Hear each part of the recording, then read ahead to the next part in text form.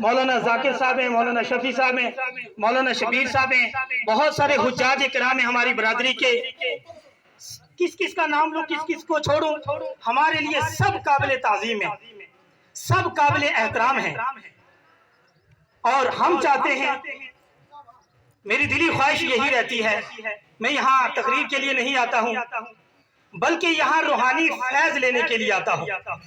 سال بھر ہم اپنی بیٹری کو چارجر کرنے کے لیے آتے ہیں. جیسے موبائل ہمارا ختم ہو جاتا ہے، ہم جو ہے اس کو چارجر کرتے ہیں، ایسے ہی ہم سال بھر عوام کے درمیان، لوگوں کے درمیان رہتے ہیں، لیکن سال میں ایک بار یہاں شرکت کرتے ہیں، اس لیے کہ اللہ تبارک و تعالیٰ ان بزرگوں کے صدقے میں ہماری دنیا بھی اچھی کر دے، ہماری آخرت بھی اچھی کر دے. اور یہاں ہر آدمی اسی مقصد کے لیے آتا ہے، یا اللہ تو میری دنیا اچھی کر دے اور میری آخرت بھی اچھی کر دے. ورنہ ہر آدمی کے پاس الحمدللہ سب کچھ ہے نہیں.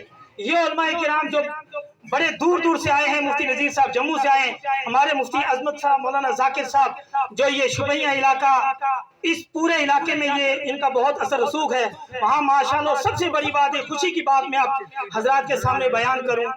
ایک وقت ہوتا تھا کہ ہم علماء کرام کو یو پی سے، دلی سے، بریلی شریف سے بلاتے تھے، 4 دن لگتے تھے علماء کو یہاں تک پہنچنے کے لیے. بے شک آج میرے اللہ کا فضل و کرم ہے، یہ اللہ کا احسان ہے ہم پر کہ آج علماء کی ٹیم ہمارے درمیان موجود ہے، ایک سے بڑھ کر ایک ہمارے درمیان موجود ہے. کتنی بڑی خوشی کا بات، خوشی کا مقام ہے یا نہیں؟ جی آپ تمامی حضرات لوگ بیٹھے ہیں، صرف سبحان اللہ کیجئے انشاءاللہ تبارک و تعالیٰ، تاکہ آپ کا بیٹھنا بھی اللہ قبول فرمائے. اور دوسری بات یہ، مولانا ذاکر صاحب نے ابھی جو ہے قرآن پاک کی جو آیت آپ حضرات کے سامنے بیان کی، بس 1-2 منٹ میں آپ سے اس تعلق سے گفتگو کر کے رخصت ہو جانا چاہتا ہوں، کیونکہ میں نہیں چاہتا کہ میں بیان کروں، کیونکہ ہمارے سپہ سالار لوگ بیٹھے ہیں، ہم ان کا بیان سننا چاہتے ہیں. ہم چاہتے ہیں کہ ان کا بیان عوام تک پہنچے. آپ چاہتے ہو حضرات؟ ہم سارا وقت حضرت کو ہی دینا چاہتے ہیں انشاءاللہ تبارک و تعالی. بہت سارے لوگ آتے ہیں آپ حضرات کے سامنے سبحان اللہ کر کے کہتے ہیں جناب ہماری بات سنیں. ایک عام آدمی، ان پڑھ آدمی کنفیوز ہو جاتا ہے، یا اللہ ادھر بھی داڑھی ہے، ٹوپی ہے، نماز ہے، روزہ ہے، حج ہے، زکات ہے، ادھر بھی.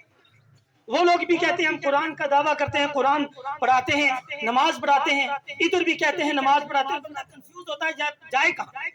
یہی بات ہے جناب. آپ بولے تو صحیح خدا کے بندو. جی بالکل یہی بات ہے نا، بالکل صحیح. ایک آدمی، ایک مولانا صاحب آتا ہے، داڑھی ہے، ٹوپی ہے، امامہ ہے، کہتا ہے جناب ہم حق پر ہیں. جی کہتے ہیں ٹھیک ہے جی ہم آپ کے ساتھ ہیں. دوسرا آ جاتا ہے تھوڑے ٹائم کے بعد، کہتا ہے نہیں یہ غلط ہے، یہ جہنمی ہے، ہم حق پر ہیں. جی ہم اور دلیل دیتا ہے قرآن اور حدیث. ایک ان پڑھ آدمی کنفیوز ہو جاتا ہے، یا اللہ یہ بندہ آیا میرے پاس، ابھی قرآن سے بات کی، حدیث سے بات کی، یہ شخص بھی آیا، اس نے بھی قرآن سے بات کی، حدیث سے بات کی، میں کہاں جاؤں؟ میں کس کو حق پر کہوں اور کس کو کہوں کہ تو باطل پر ہے؟ اتنا علم تو میرے پاس ہے نہیں ہے. بس آپ کو سیدھا سادہ میں ایک بات آپ تک ان علماء کرام کی موجودگی میں بیان کر دوں. آپ نے جو مجھے دیکھنا ہے مولوی مظفر کو، اس کی بیک کیا ہے، یہ کہاں سے آیا؟ یہ کل کی پیداوار ہے. بے شک لیکن جو بھی عالم آپ کے پاس آئے، جو مفتی آپ کے پاس آئے، آپ نے دیکھنا ہے کہ یہ کب کی پیداوار ہے. یہ جو بات لے کر آیا ہے ہمارے درمیان میں، یہ ہے کون ہے؟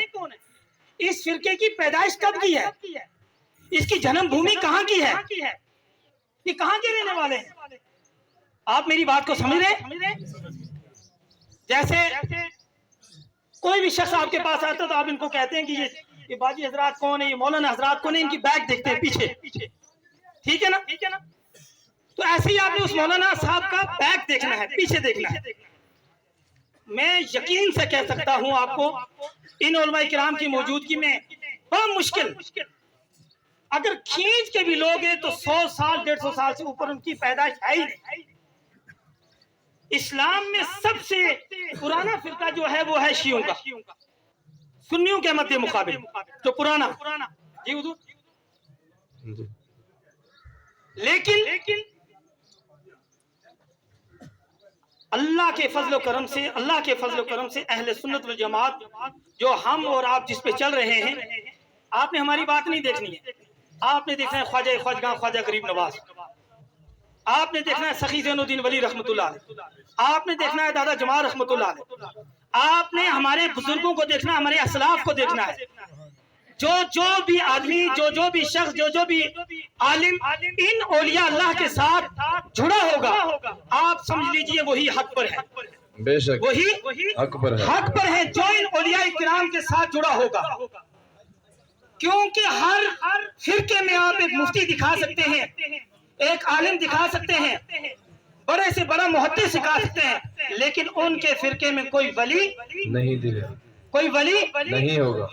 ये हम वसूल से कह सकते हैं। ये सबसे बड़ी हमारी जो है हक होने की सबसे बड़ी दलील है। बिल्कुल बिल्कुल सच। गौसे आज़म शेख सैयद अब्दुल कादिर जिलानी माशाल्लाह हमारे बानी, ख्वाजा ख्वाजगा ख्वाजा गरीब नवाज, अमीर कबीर सैयद अली हमदानी, जितने बुजुर्ग देखेंगे, जितने असलाफ हमारे हैं माशाल्लाह, एक से चढ़ के एक, ये सबसे बड़ी हमारी सच और हक होने की दलील है।